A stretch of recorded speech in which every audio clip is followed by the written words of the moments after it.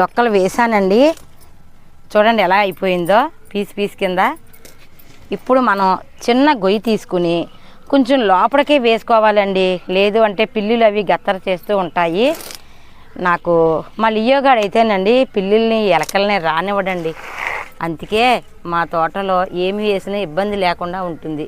మీకు అలాంటి ఇబ్బంది ఉన్నవారు ఈ చేప పొట్టలో ఎంత ఉందో మట్టి అంతా కలిపేసుకుని మీరు చక్కగా దాన్ని కంపోస్ట్ చేసేసుకుని మీకు మొక్కలకి ఒక నెల రోజులు పోయాక ఆ కిచెన్ వేస్ట్ని నేరుగా మొక్కలకి వేసుకోండి. నాకైతేనండి ఏ ఇబ్బంది లేదండి. అందుకే నేను నేరుగా ఇచ్చేసుకుంటున్నాను. ఇది ఒక నెల రోజుల దాకా ఎదురు చూడాలి కదండి. ఇలా వేసేసుకుంటే ఇప్పుడు మనకి 3 రోజులకే మొక్కలకైతే రిజల్ట్ అయితే